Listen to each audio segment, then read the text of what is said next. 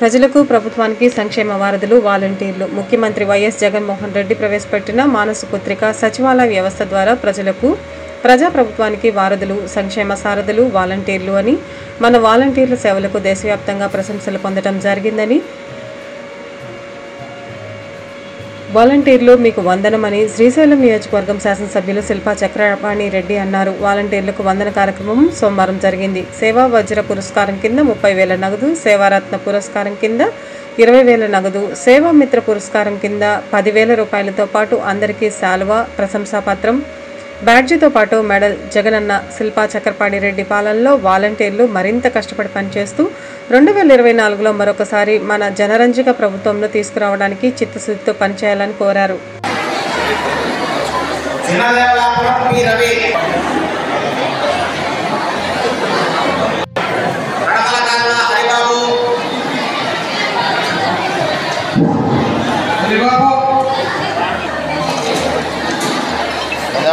వచ్చిందా ఉందా వెనక అయిపోయిందా?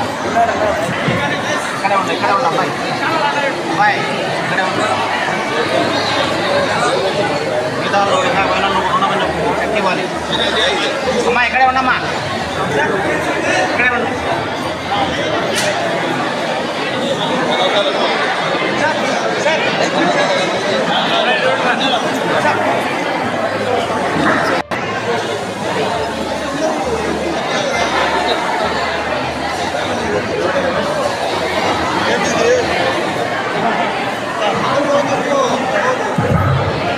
వాలంటీర్లో 5 మంది పైకి రండమ్మా.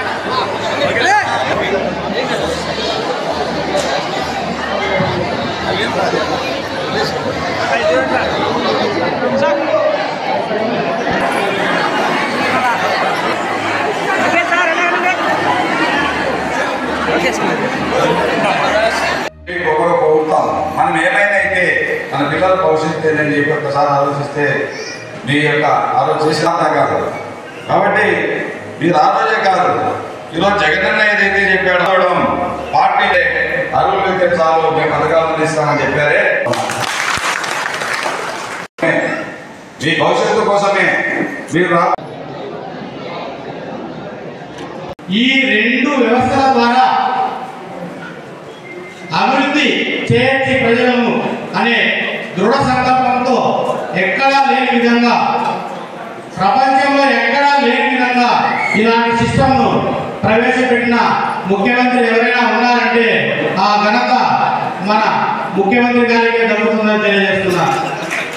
ఇంకా మనం ఈ వాలంటీర్ విషయానికి వచ్చే ముందు కొద్దిగా సమయం పట్టినప్పటికీ దీని చారిత్రక నేపథ్యం ఒకసారి చూద్దాం. ప్రపంచవ్యాప్తంగా వాలంటీర్ సిస్టమ్ అనేది ప్రాచీన కాలం నుంచి ఉండేది. కాబట్టి చరిత్రలో మనకది తెలియకపోవచ్చు. అయితే మధ్యయుగ కాలం నాటికి వచ్చేసరికి కొన్ని దేశాల్లో, బ్రిటన్ లాంటి దేశాల్లో వాలంటీర్ వ్యవస్థ అనేది రావడం జరిగింది. ఎందుకు ఆ వాలంటీర్ వ్యవస్థ రావడం జరిగిందంటే అప్పుడు ప్రకృతి వైపరీత్యాలు, వరదలు కావచ్చు, భూకంపం కావచ్చు, మహమ్మారి వస్తే ఊరే తుడిచిపెట్టుకుపోయే సందర్భం. అలాంటివన్నీ వచ్చినప్పుడు ప్రభుత్వం ప్రతి దాంట్లో త్వరపడి చేయలేని పరిస్థితిలో ఉండడం మూలంగా ఆ రోజు వాలంటీర్ వ్యవస్థ రావడం అనేది అప్పటికి వ్యవస్థీకృతం కాలేదు. కానీ వాలంటీర్ వ్యవస్థ అనేది వచ్చింది. వాలంటీర్ ఇది ఒక ప్రింట్ కోడ్. వాలంటీర్ అనే అవుతుంది అని నేనైతే చాలా మందికి చెప్పాను.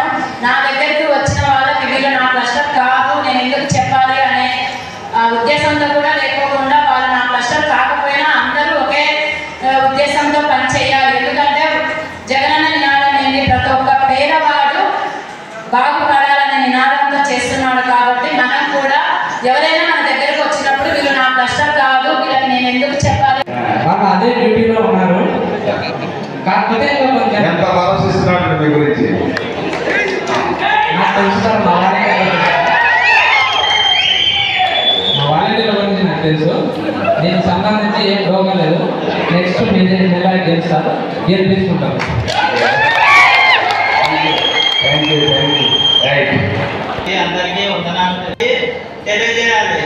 ఇలాంటి వ్యవస్థను పోగొట్టుకున్నారంటే మళ్ళీ పింఛన్ల కోసము రోడ్లలో ఎదురు నిలబడి ఎండకు నిలబడే కాలం వస్తుంది. కాబట్టి ఇలాంటివన్నీ వాళ్ళకి తెలియజేసి మన ప్రభుత్వాన్ని గెలిపించుకొని అలాగే మన శిల్పా చక్రపాణి రెడ్డి మేము చేసేది జగన్కే చెప్పడం జరిగింది.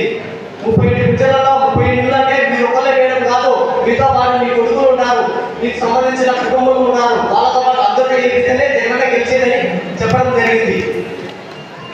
గుడ్, మంచి మెసేజ్. మా నమ్మకం జగన్ అంటే జగన్ నమ్మకం మీరైనారు. ఎందుకంటే జగన్ మిమ్మల్ని నమ్మాడు. మీ ద్వారానే ఇన్ని రకాల సంక్షేమాలు అందించినప్పుడు, మీ ద్వారానే ఇంత లబ్ధి చేయకున్నప్పుడు ఖచ్చితంగా జగన్ మంచి స్పందన వస్తుంది.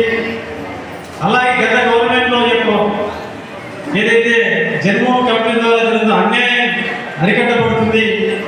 అలాగే మీకు ఈ వాలంటీర్ వ్యవస్థ ద్వారా మన ప్రజలందరికీ చేరుకోవతాం, గడప వద్దకే ప్రతి ఇంటి దగ్గరికి వెళ్ళి ప్రతి పథకాన్ని అందిస్తామని చెప్పేసి మీకు మిమ్మల్ని నమ్మడం జరిగింది.